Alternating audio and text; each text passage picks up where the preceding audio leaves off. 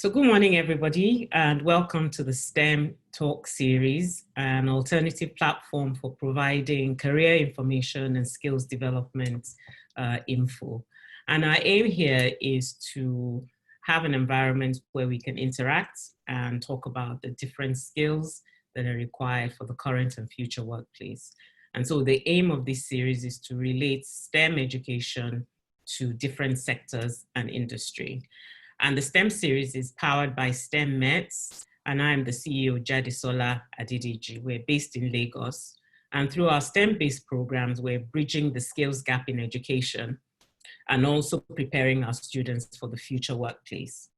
So today, our guest today is Fola Laoye, founder and CEO of Health Markets Africa, an advisory and investment company based in Lagos, Nigeria. Fola, welcome. Thank you. Good morning, everyone. Well, just a brief bio nice to be here. On Fola. She was previously director for West Africa Investments at the Investment Fund for Health in Africa. She's also a board member of the Hygeia Group, Nigeria, promoters of Hygeia HMO and Lagoon Hospital, where she held various leadership roles over the last 18 years, including CEO and chairperson. She's a member of several boards, including FSDH Asset Management, PAL Pensions, Life Bank Technologies, Harvard Business School Africa Advisory Board, and is the chair of the Young Presidents Association YPO Gold Lagos chapter. She holds an MBA from Harvard Business School, class of '99, and a bachelor's degree in accounting from the University of Lagos, Nigeria. She's a chartered accountant, having trained with Ernst & Young, Lagos, and Coopers & Lybrand, now PwC in London. And she's a member of the Institute of Chartered Accountants in England and Wales, and Institute of Chartered Accountants in Nigeria. In 2011, Fola was nominated as a young global leader by the World Economic Forum. And in 2013, she was awarded the Harvard Business School Africa Business Club Leadership Excellence Award. So Fola, you're welcome again. Thank you. So firstly, if our audience is wondering how an accountant is our guest on the STEM series, we're claiming Fola on two fronts. So we're claiming her on the mathematics front as an accountant, and we're claiming her on the science front for her work in healthcare with Lagoon Hospitals and Hygeia. So, Fola, for someone who was an all-rounder in school, how did you decide on the accountancy path? And I ask this because as the story goes, that during your final prize giving day at Queen's College, after receiving probably about 5 prizes, you were told to permanently stand on the stage to receive, I think, was it a total of 10 or 12 prizes that you received on that day? Because, you got prizes in every subject you did, basically. So being an all-rounder, how did you decide on the accountancy path? Lol, I'm going to plead the fifth on that one. But anyway, seriously though, how did I decide on the accountancy path? I did love I loved school. I loved all my subjects. I was a studious student, let me put it that way.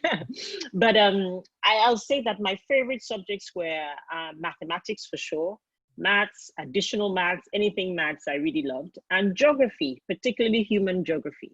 I wasn't that much into history or literature. And even though I liked my sciences just fine, I particularly liked physics and to some extent chemistry. I didn't think I wanted to go down the science route because I felt that would sort of take me straight into medicine because both my parents were doctors and it would be the obvious path.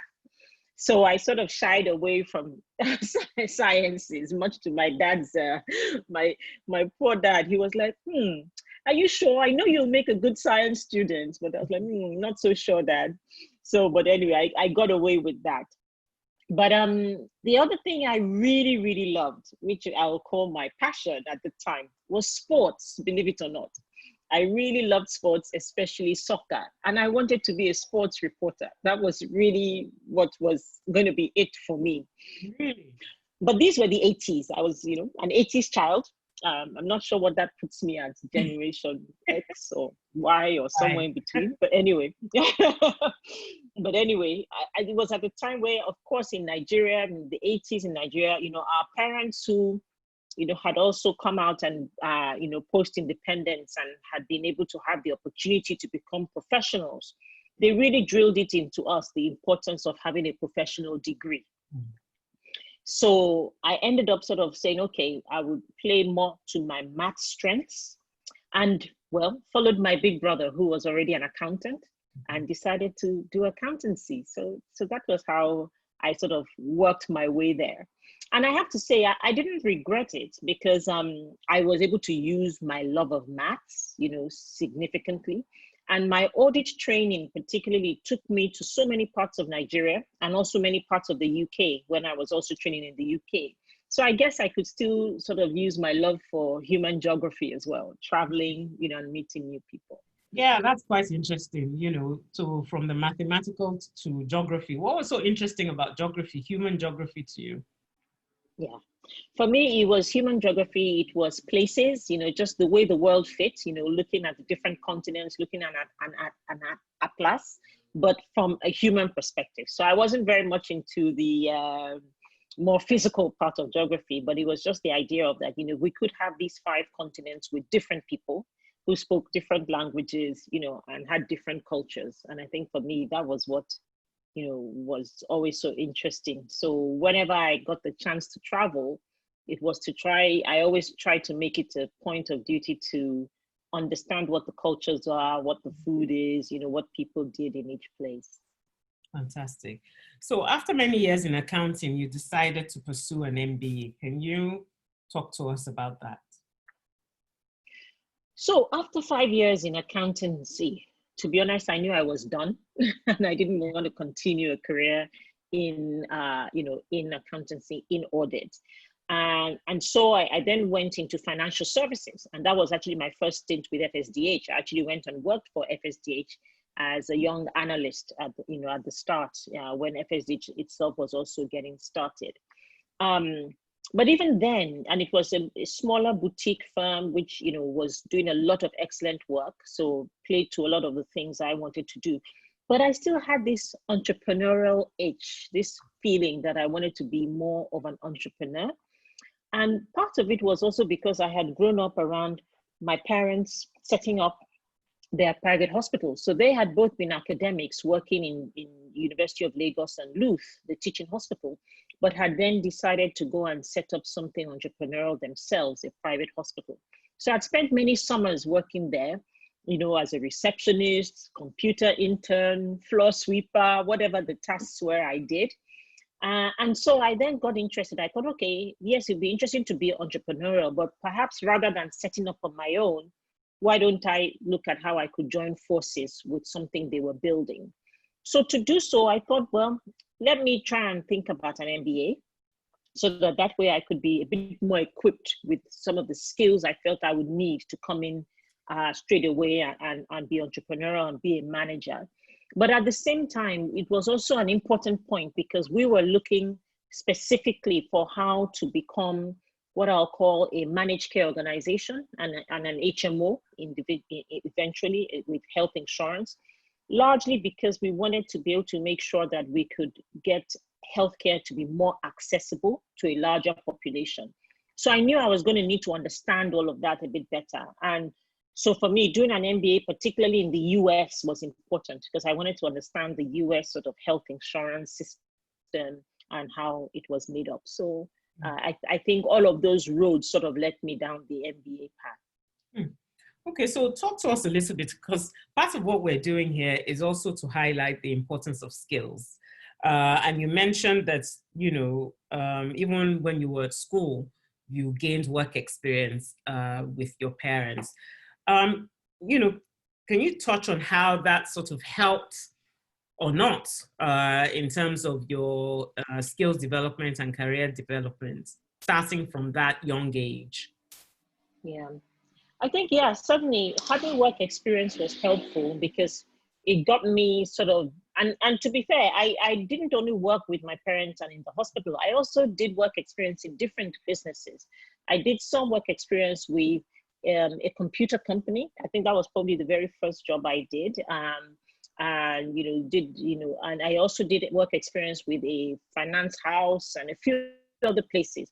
And it was helpful because it sort of got me seeing the fact that there were different things that that you could do, different roles, and sort of seeing the inner workings of how companies were being run.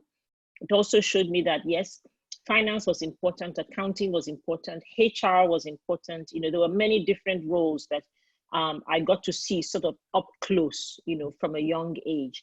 And I think it was helpful because I always knew straight away that even as I was developing my career, that I shouldn't be one-dimensional.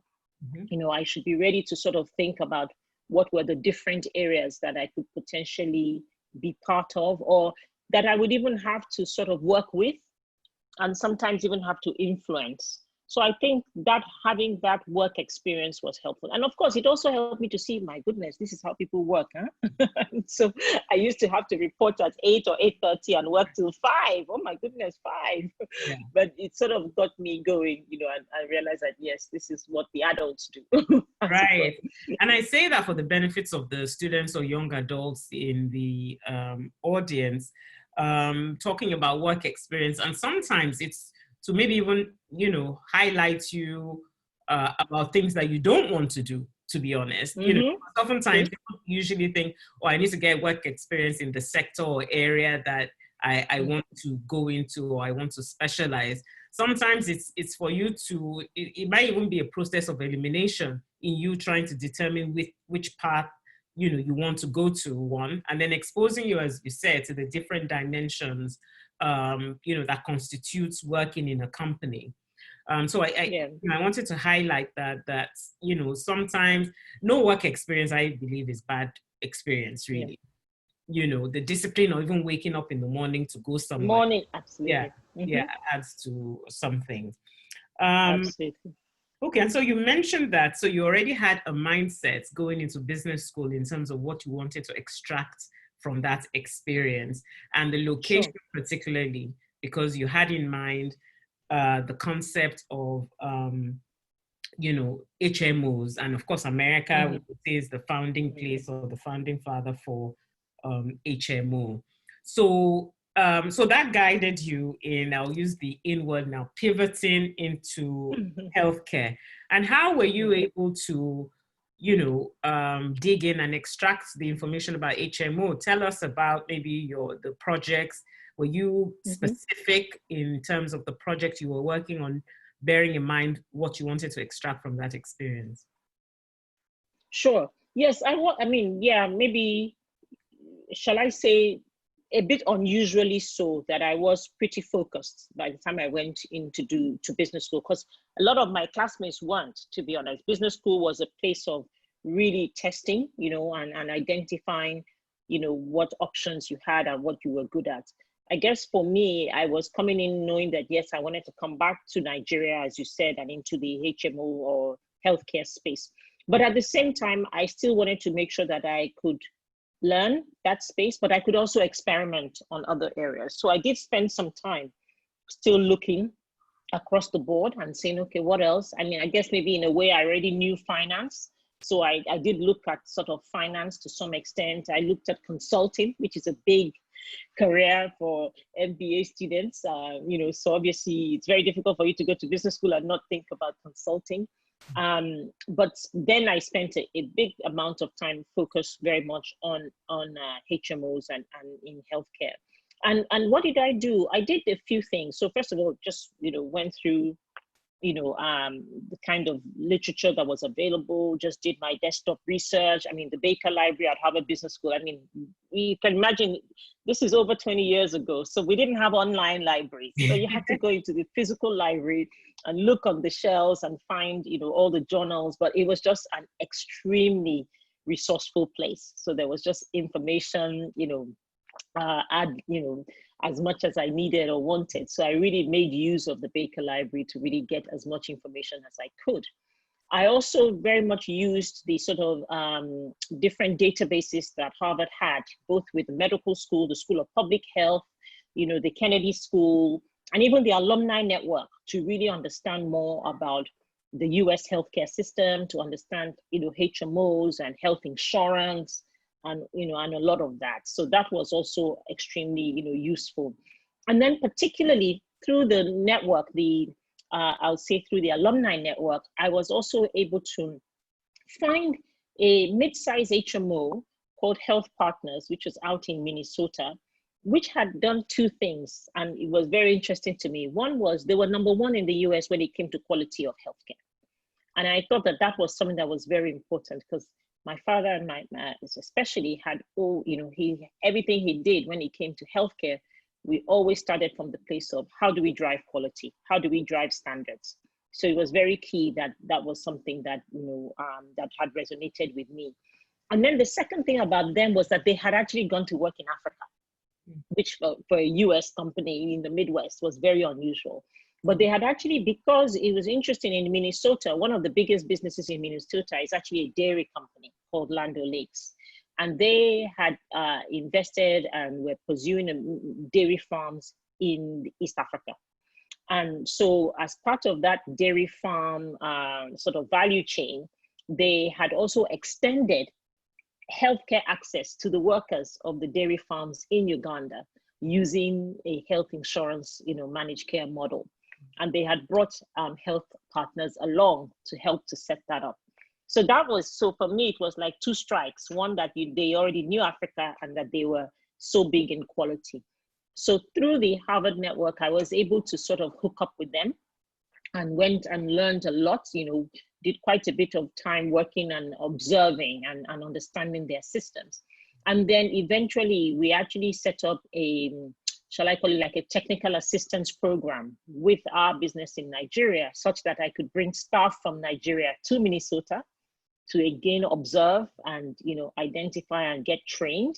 And secondly, they also brought people from Minnesota to Nigeria to also help with, with the training process. So I think that probably was the highlight for me.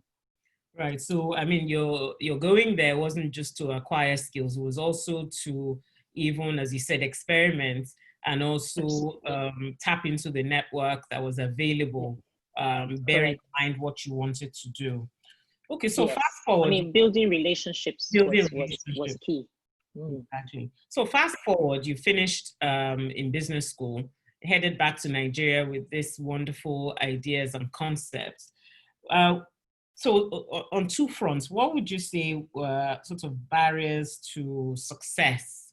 One, as a young person coming into a family business, and then two, as a young person bringing maybe new ideas into an existing business.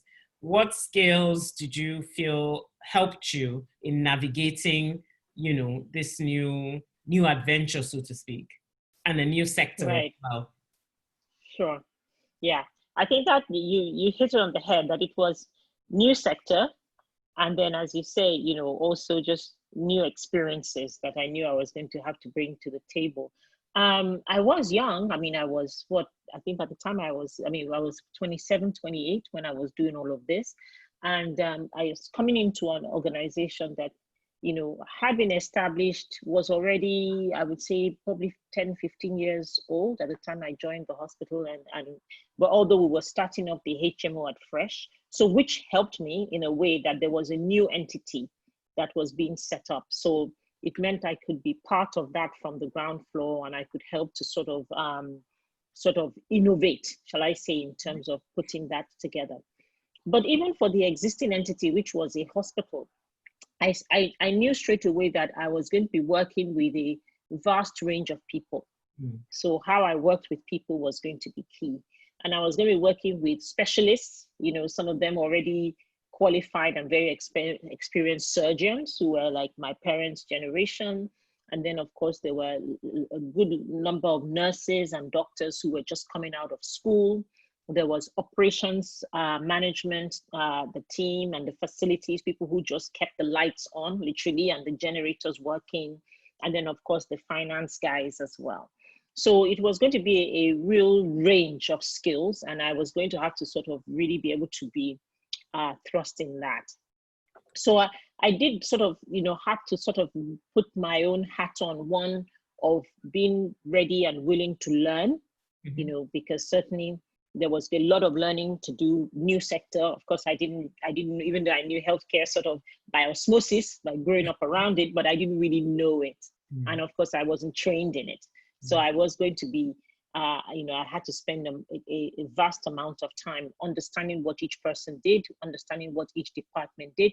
I very often went into the operating rooms to even observe surgeries and see what the surgeons were doing, what was the process, even how did they scrub. I was so, what's the word? I used to want to focus on things like that how do they scrub up in the mornings and put on their gowns and their and so on, and go in there, and how do they feel when they come out? Just understanding the whole process. So that was, was key. Understanding the process was key. Understanding how to work with a range of people was key. But then again, I also came into a business that was needed to also be a bit more, shall I say, structured or institutionalized. So that was one of the areas that, again, even though it was a family business, it was a business that my father was very big on how do you really create structure so that this business can outlive us? How do we make sure that this business can grow bigger, absorb more people, and so on? So straight away, one of the tasks I was given, having come out of business school and so on, was putting that organization structure together. And that meant things as simple as meetings, regular meetings. I remember the first few months, I would call management meetings, and I would be the only one in the room because nobody had any time or respect for the idea of meetings. So I would just sit there, sometimes 2 hours, 3 hours, waiting to see who would show up. Sometimes 1 or 2 people would, sometimes nobody would. Wow. But the next week I would set the meeting again. So I didn't give up. I literally just kept going until people realized that, okay, this lady, she means this thing. And we've got to sort of listen and let's even go. I think sometimes they even just came just out of curiosity to say, okay, let's see whether is there something here we're going to learn. And hopefully they did, because after a while, people did feel that they benefited from the time they spent together planning. The real essence of the meeting was a meeting to be able to bring all the different departments together to plan, so that way the medical people, the operational people, the finance people sort of knew what each other needed to really make a more successful platform. So I think that was useful, but like I said, just being able to deal with people probably was the biggest one. So I see right there adaptability, I see resilience, I see even emotional intelligence in terms of trying to understand different things. And I see really not giving up, bearing in mind the end goal. And so, I mean, looking at healthcare management in itself, and as you said, one of the innovations was really trying to put structure in place, but then also trying to develop, bring innovation in terms of healthcare provision, delivery, and payments through the HMO angle. And so, bearing all of that in mind, and also bearing in mind that you are accountable for both medical and financial outcomes of the business, how were you able to juggle that or prioritize in terms of, there's a lot to do. Basically, you came in as a transformational manager, so to speak, in terms of moving them from where they are to where they want to be in existing businesses, but then also introducing new businesses and new concepts. And as you said, multi-department responsibilities. And so I wanted to talk a little bit with that in mind about basically the professions that exist within healthcare management. So you have the health IT, so maybe electronic medical records. You have diagnostics as well in terms of machine. As you said, payments, insurance payments.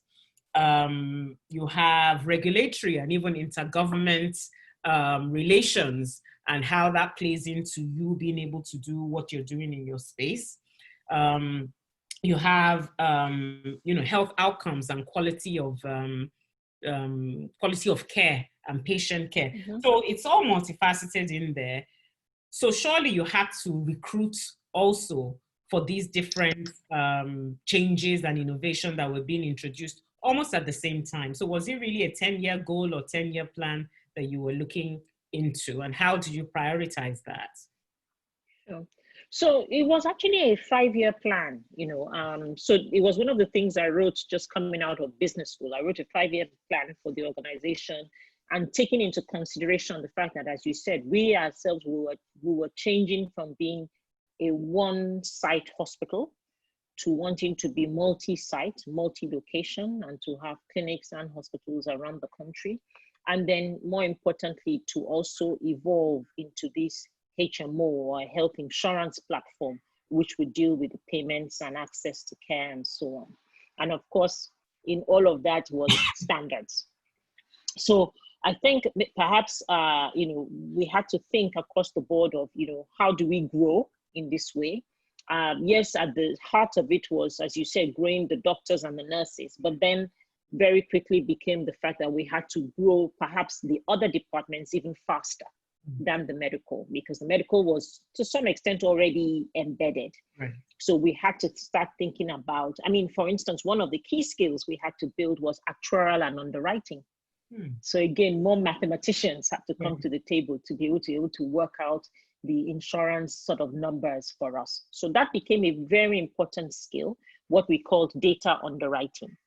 And data underwriting was a function of two things: was database itself and data management and records. And then of course, the maths, the mathematical side of being able to deal with the data and work out utilization rates and potential and predict outcomes out of that. So almost like building predictive models. But again, this is 20 years ago. So without the kind of, level of technology that there is today. Certainly there was Microsoft Excel, which did wonders, I have to say. Good old and Microsoft. Still does. Good old Microsoft did it for us at the time. But certainly, I think building the data was, one of the most critical parts for us to be able to do this. And when I say do this, so for instance, we now, with health insurance, it meant that you now had a sort of, shall I say, a captive number of people you were looking after. And this grew from maybe 20 or 30,000 to 200,000 people suddenly.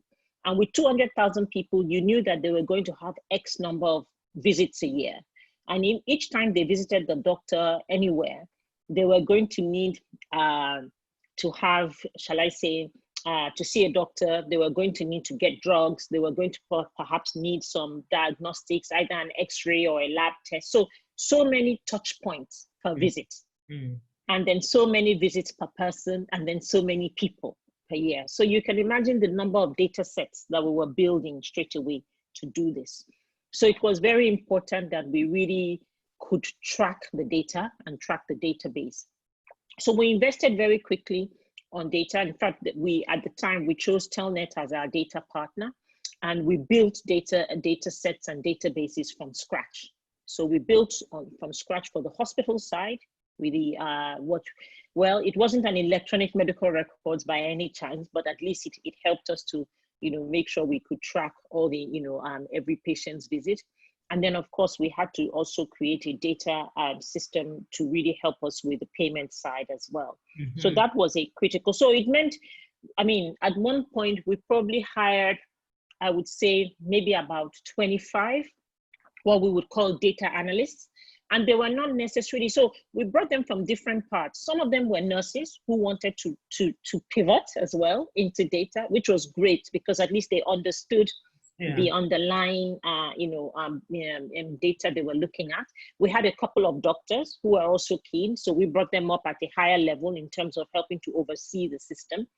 And then of course, we just brought in, graduates and people from different experiences, because this was new.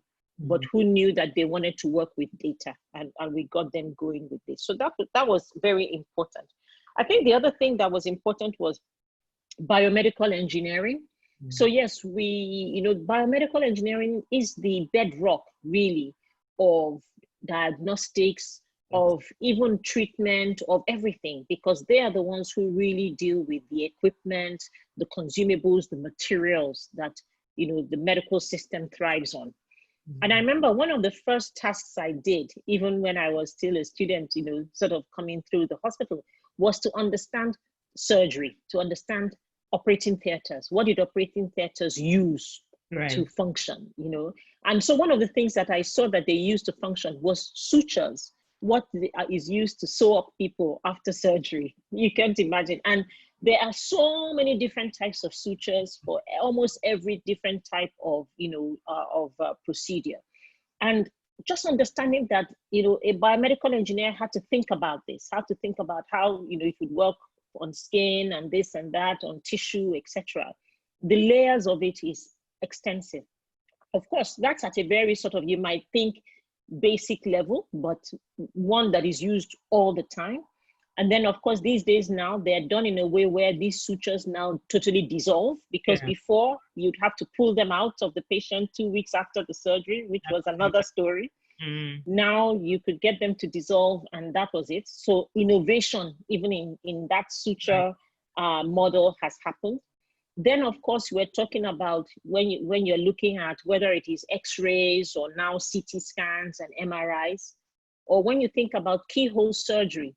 Now, surgeons can sit in another country, literally, and perform a surgery somewhere else just because of technology, using TV screens and microscopes and so on.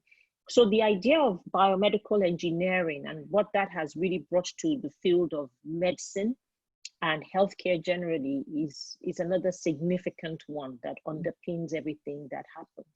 So I don't know if that helped you to understand data on one hand, engineering on another. So what I wanted to pull out of that was really the innovation, that came into, because when you think of healthcare, okay, it's hospital, doctors and nurses. What I wanted to pull out of that was the variety of, different skills that had to be either developed. So people were either being upskilled or reskilled, or new hires itself. So what the innovation created in terms of even job creation, and also identifying the skills that are needed for you to have your outcomes. So either the medical outcomes and or the financial outcomes were tied into the different structures and innovation, that was being brought into the existing system.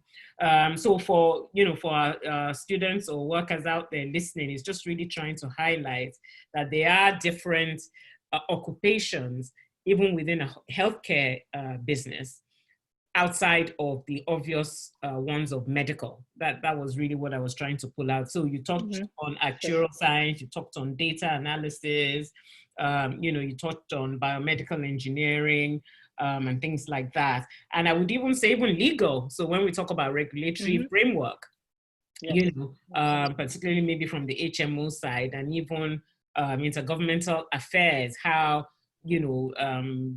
regulations can impact healthcare delivery, and even some of the scope of where you are trying to get into as well. So it's just really to highlight the different skills and the different departments that exist within a healthcare business outside of the nurses and doctors. And so we have some questions. And legal, sorry, just to say that legal is very important, I think, on two fronts. As you said, regulatory, because with everything that's going on, there are new laws as well, and new standards and so on that, healthcare has to follow. Probably more so in other parts of the world than Nigeria, but it's happening in Nigeria too. There's a new national health bill, there's more going on, even at, in a legislative way with the House of Representatives, the Senate, and government. So we've found that we've had to have a few more lawyers being brought into the system to help to sort of think through what the sort of, what the regulations mean to the business, as well as how do you also ensure that everybody who's working in the healthcare setting also follows, for instance, data protection. So data protection laws are also now very much part of health insurance. So how do you make sure that everybody toes the line? And finally, medical legal. So of course, standards and so on. More and more patients now know their rights. Not that they didn't know it before, but they are more conscious about their rights and their expectations from their healthcare provider. And particularly with having an insurance scheme there's more access to that. So of course, on the medical legal side, that's a field that's also really growing. Mm-hmm.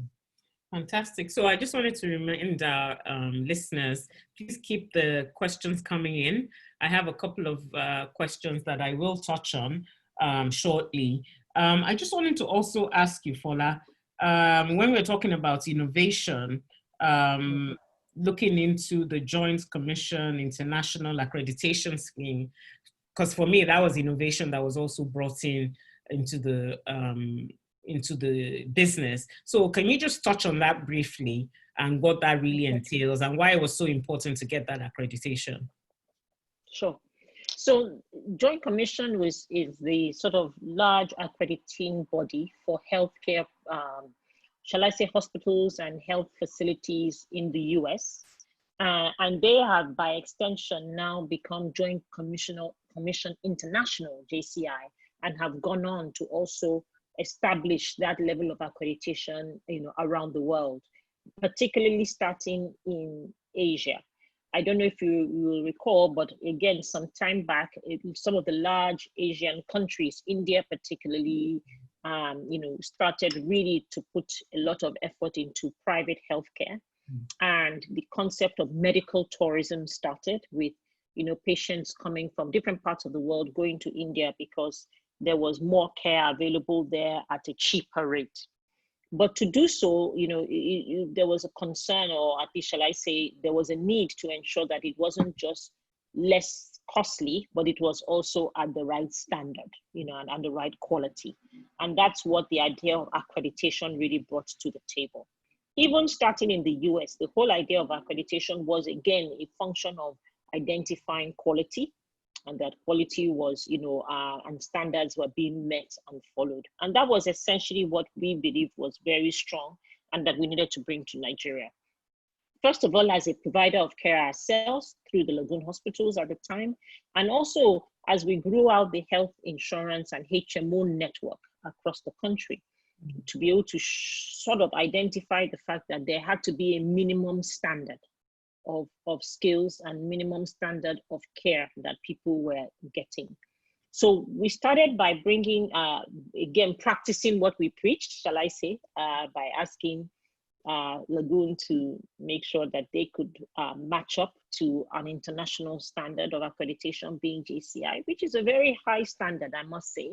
It's got a global standard, and we're very pleased to say that Lagoon became the first hospital in sub-Saharan Africa to gain that standard. And in fact, it's still one of only 2 hospitals up to now in sub-Saharan Africa that gained that level of accreditation. But in addition to that, we used that just to bring the, shall I say, the movement, the advocacy for standards. Right, so collectively, born as a whole. And collectively.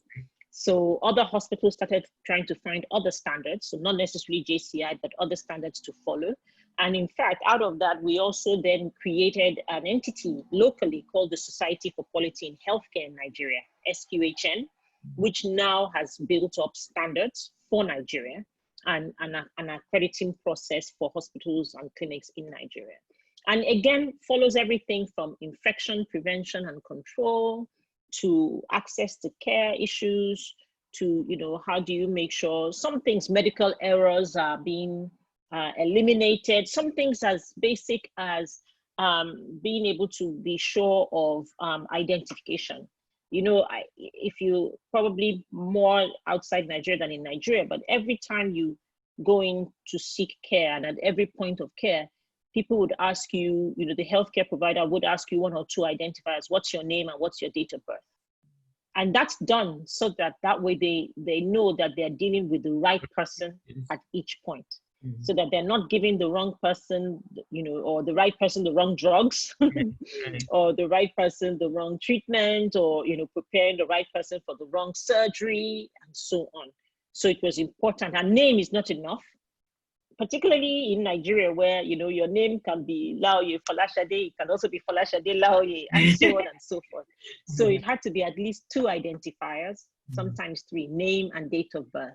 And then that way. So it was those types of things that the idea of quality, brought to the table to help to eliminate medical records and errors where possible, and also to help to standardize, practices of care. So what I hear really was that there was a collective impact, which perhaps started, internally, but also we saw the impact in the industry in general.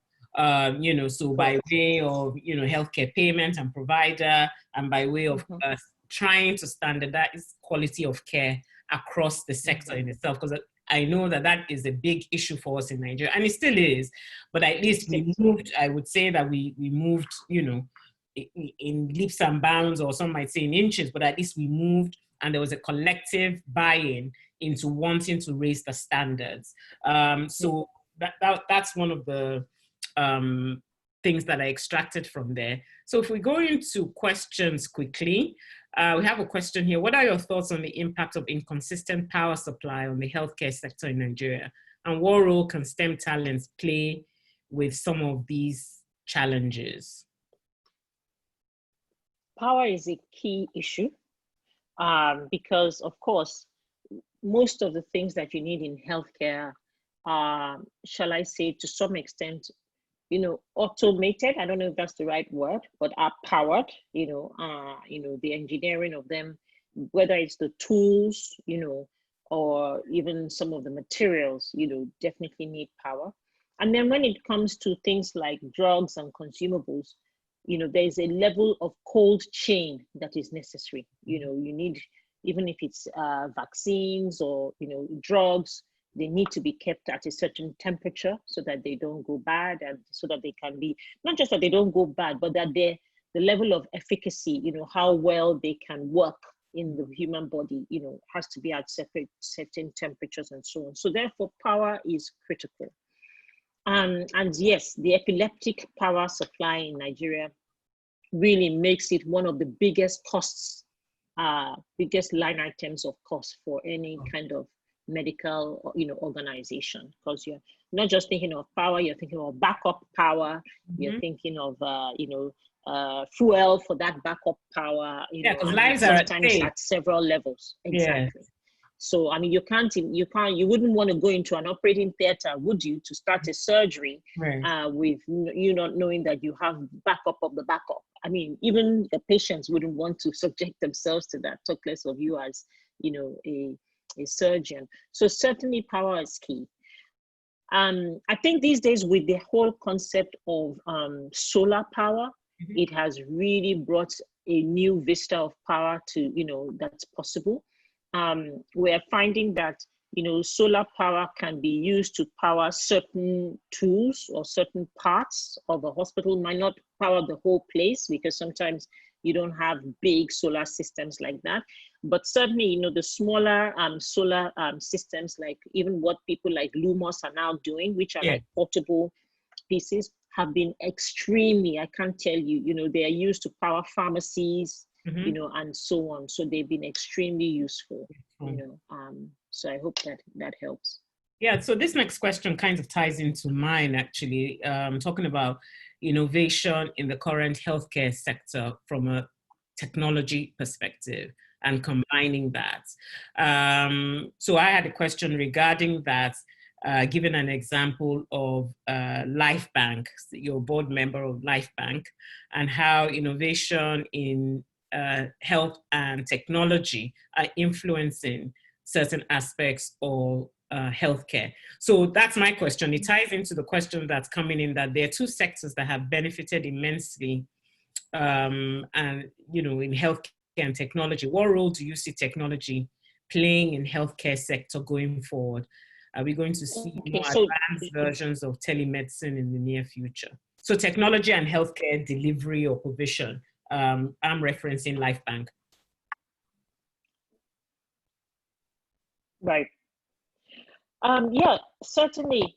It's definitely been really useful to see where technology is today and what it's really, helping to do in healthcare.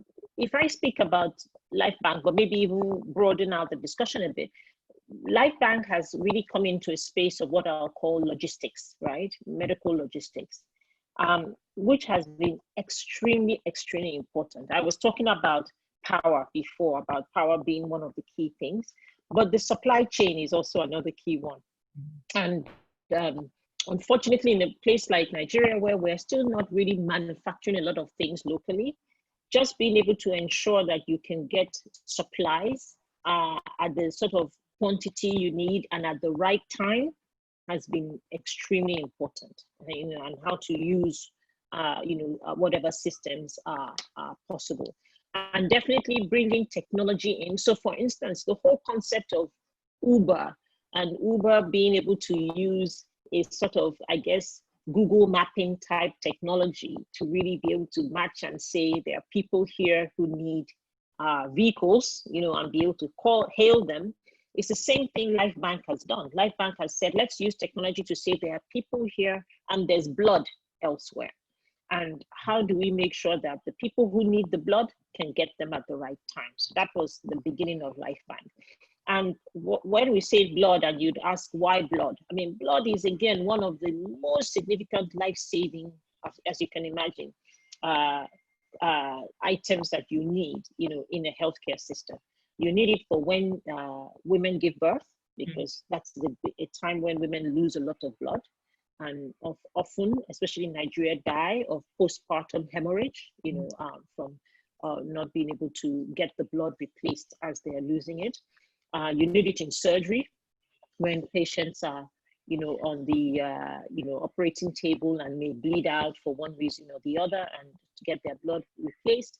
You need it after trauma, when patients, when people have had motor vehicle accidents and other sort of traumatic, injuries to their bodies, and again are bleeding and need to replace it. So blood is vital in many different ways.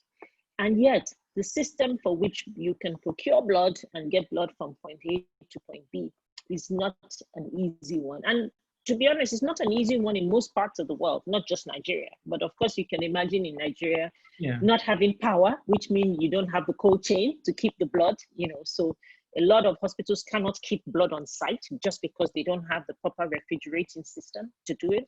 So which means they don't have a backup. And it's literally when the patient is there in front of them that they then need this blood.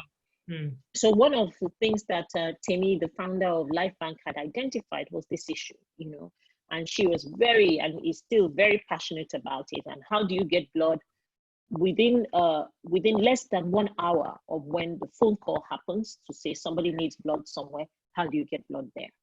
So that's, and how do you use technology? So technology, first of all, such that you can match where is the closest blood bank or the closest supplier of blood to that facility. So that's one thing that the app does to help to match.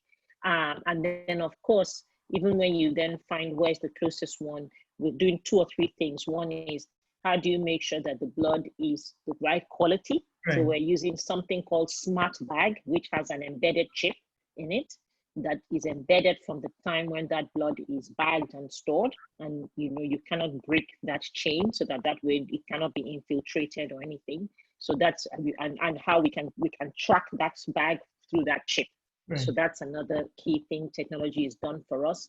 And then, of course, the third thing is obviously getting the blood there. I mean, we tend to use, that's more low tech, you could say, at the moment, because we're using motorbikes and so on. But we've actually launched in Ethiopia, where we're using drone technology to drop the blood, in the sort of what we call the last mile locations where you cannot easily get to, but you can fly drones to. So that's the kind of thing, something so life-saving, where technology is making a difference. We've also extended that now to oxygen, and especially in COVID times, where oxygen has become in such supply. But we've also used the same logistics framework and formula we have now to deliver oxygen to hospitals and patients who really need them, as quickly as possible. So yeah, I think it's perhaps one area, but I think the reason why I even, sort of got involved with LifeBank was because, like I said, I could see the fact that, yes, technology was going to be important. We started out, like I said, from the HMO days and data management and data sets. We knew that we need the data to drive technology, but we understood that we needed technology to drive logistics. Right. And the other area that I think technology is already driving, as you mentioned, is telemedicine. Because again, in the COVID area now, where it's been more difficult for patients to go into hospital, the fact that they can access their doctors remotely has also been extremely important, you know. And of course, there's also artificial intelligence and machine learning, because now you can use machine learning literally to identify tasks that are done so routinely, and can now, you know, use that to sort of come out with some certain level of outcomes. So for instance, reading chest x-rays, now, you know, machine learning can read read chest x-rays and identify those that are normal and those that are abnormal, right. so that then the abnormal ones are the ones that are focused on. So I think tech and medicine, you know, there's so much, you know, the runway is significant. Right. And the reason I mentioned Life Bank as well is that, you know, in the, as Nigerians, sometimes it's difficult to even see, it's difficult to see what we are doing that's, or the efforts we're making to improve lives of our citizens, you know, because we so many problems and daily lamentations, which are, you know, founded really, that sometimes we forget, you know, that there are things happening in the midst of the chaos. And I really, through this platform, I like to highlight Nigerian companies who are, you know, trying to make a difference in the space they're in. And of course, we have an excellent question here talking about, this is all well and good, but what are your thoughts on the pipeline in terms of talent?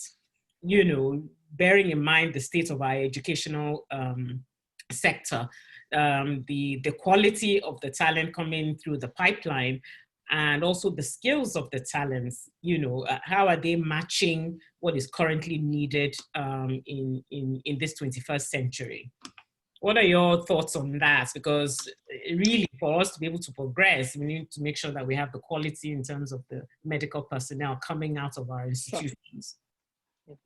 Yeah, and I think that's where, you know, even though these days, I know we always say, you know, to our kids, you can be anything, and they really, truly can be anything. But at the same time, we also say, you know, look into the professions, try and identify where there is need, so that you're also matching your skills to where there is a need. And I think that continues to be important.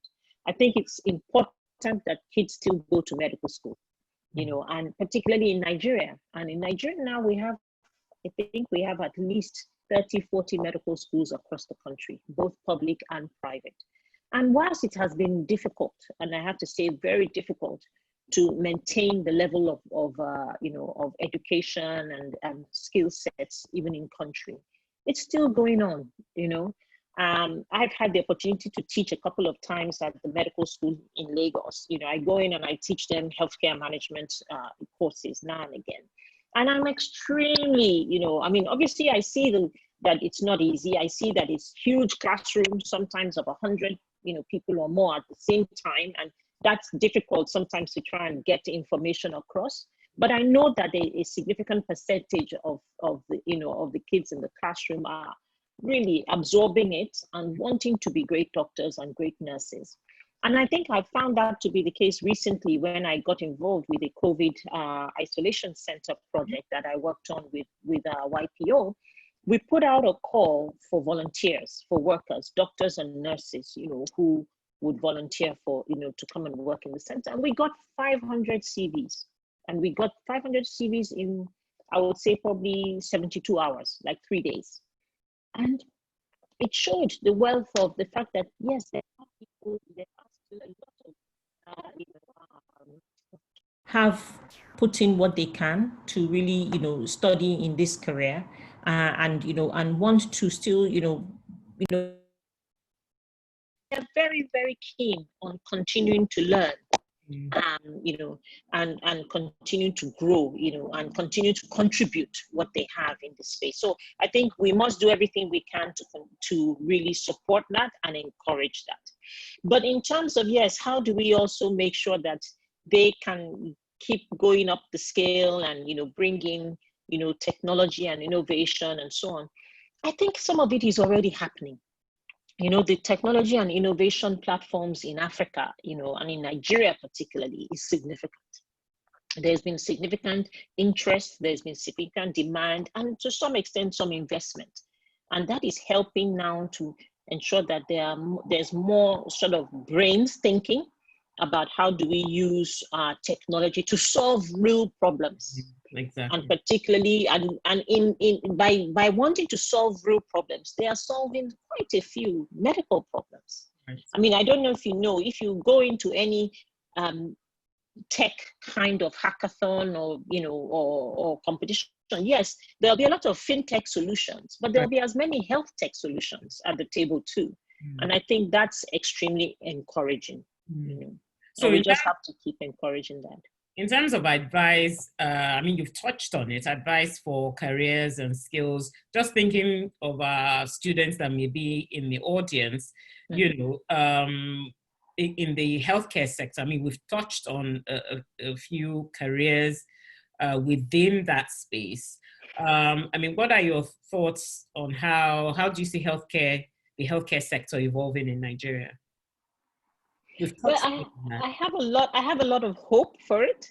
Like I said, I know that, yes, at the moment, there's the sense that there isn't any money in it. It's almost like being a teacher is being a doctor, which is a pity, really, because, a generation ago, those were probably the two most laudable careers you could go into, to be a doctor or to be a teacher. That's what everybody wanted to be. And in doing so, you had a quality of life that was the same as the quality of life of being a banker or lawyer or even a businessman. That was how it was. But we do know that, yes, in the last number of years, the quality of life of being a doctor or being a teacher has really fallen. What you earn, how the level of respect you get, and so on. And that has really made people shy away from wanting to do either of those two things.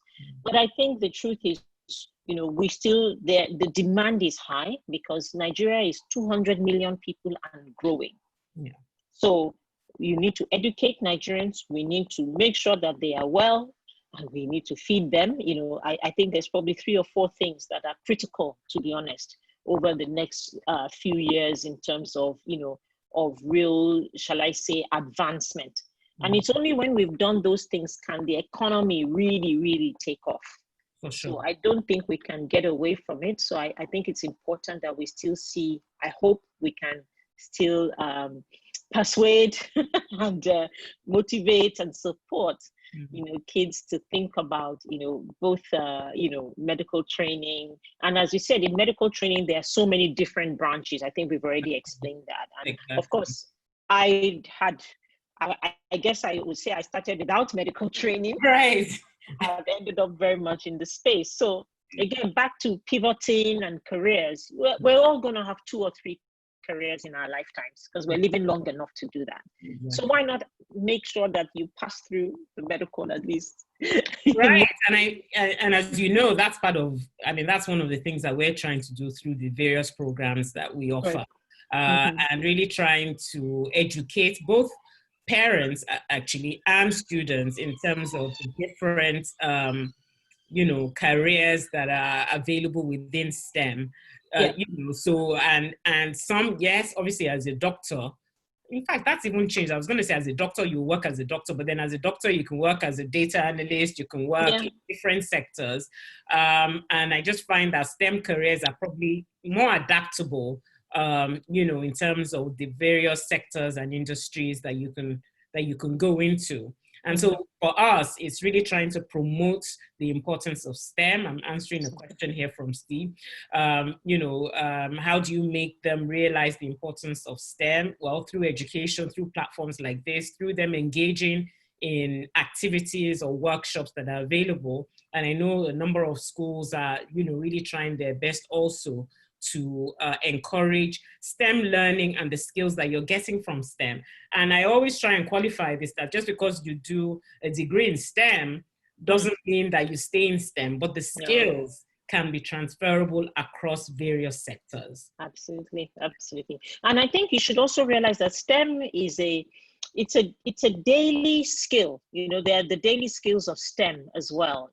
And that cuts across all professions or even all walks of life. If I come back to medical, I mean, for instance, nurses, the level of quantitative work and quantitative analysis that nurses have to do on a day-to-day basis, because they have to translate doctors' orders into medication, prescriptions, into how much, the prescription is and when to give it, how to give it in quantity terms. They have to look at something so important, what it's called vital signs, which is all numbers, of trying to understand what is the patient's oxygen level or pulse rate or blood pressure. It's all figures. So really and truly, the level of STEM, or even if you're in sort of nutrition or in food manufacturing, again, you have to be able to identify, the numbers that are the basis of, what you're making, what you're cooking, what is the level of nutrition required. So I think we have to realize you can't get away from it in anything you do. So one last question. Yeah, because I know people always think it's just science, but there's a lot of soft skills that you're actually acquiring through the STEM programs that you're going into. So soft skills like collaboration, communication, critical thinking, etc., that you can apply across sector. So as we round up, I have one last question for you. We can't get away from COVID. We're in COVID times. Can you briefly touch on how you've been able to participate in that, and why the group that you're associated with decided to really jump into this fight for COVID, and how that came about? Okay. All right, so that came through actually my leadership and participation in YPO. YPO is something called Young Presidents Organization. I think all of you you should look it up and hope that you make it into YPO, because it's a fantastic organization to be a part of. It really helps to build us helps us to build us in 2 or 3 ways. One is as leaders, to make us responsible leaders. 2 is lifelong learning. It creates platforms for us to continue to learn, to read, to benefit from each other's experiences and skills. And I think perhaps the 3rd one is to also understand, what it is we can achieve as a community. The YPO community is a very strong one globally. And in each local chapter, I belong to the Lagos chapter. We're about 150 odd in our chapter. And, we are focused very much on how to really supporting our community. And it was with that ethos that, when COVID started, to sort of infiltrate all our minds, for some of us earlier, some of us later. I think for me, it had been probably since about January, just because of the healthcare perspective of it. But obviously everybody was traveling around, and living global lifestyles. I think by February, early March, we realized this was going to hit. So we came together really by the end of March and said, look, what can we do? What should we be doing for our community? Not just, of course, community of YPOers, but for us, we saw our community as Lagos, and what did Lagos need? And so the idea of a field hospital was born. We'd seen the field hospital that had been set up in Wuhan, and that was set up in a number of days. And we thought, could we replicate something like this in Nigeria, in Lagos? So we talked to the Lagos state government, who gave us a lot of hoops to jump, and you mentioned before the idea of collaborating with public and private, which was very important because they had very, very important reasons. It was a public health issue, a huge pandemic, how they were managing it in terms of isolation, contact tracing, treatment. There was a whole protocol that the government had put in place. And they wanted to ensure that anybody who came in understood that protocol and could work within that context. So for us, it was great that they did sort of challenge us to make sure that we could, fit into that model. So we did that, and through that, we then said, okay, we were going to do this hospital of about 80 beds, which we were doing in. Can you hear me? Yeah, I can hear you. Go ahead. Okay, all right. I wasn't sure because my speakers went off. Yeah. So we then decided to do that. So we found through one of our members, the Landmark Event Center, which belonged to one of our members, and they said, fine, you could use our space. So we built a tent that was significant in size, and we put in roughly 80 beds, including a 10-bed intensive care unit for critical cases, and literally got going. It was, I would say, 21 very intense days from when we started to when we opened, because we had to bring everything together. Like I said, we had to put out a call for staff, for volunteers, and interview them and train them, because COVID, whilst, you were bringing medical team together, nobody had dealt with COVID before. The only place where anyone had looked after COVID patients was the Yaba Infectious Disease Hospital, and that was it. So it wasn't as if there was a huge amount of, understanding of the disease. So training was important. Getting the right equipment together was important. Getting the right drugs and consumables was important. Again, this is a disease where there isn't a standard drug protocol. So we had to still work with what, was potentially going to be useful. Right. In all of this, we had to raise money because we were doing this as a public effort, which meant it was going to be free to the patient, so that way any patients from all walks of life could use the center. So it was a pretty significant exercise, but like I said, in 3 weeks exactly, we were able to open to the public, and we were very, very, very sort of grateful to the governor and to the government for bringing us along as part of the Lagos State pandemic response. And so we ran it for close to 4 months. Right.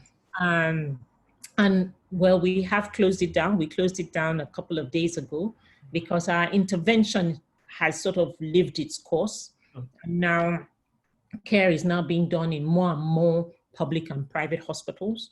And so our own commitment is also to support those hospitals, both with the equipment and the staffing and the training we have put in. Fantastic. Well, I wanted to touch on that because, last week we also touched on how the citizens of, Lagos or Nigeria, how, the private sector really chipped in during the COVID issue.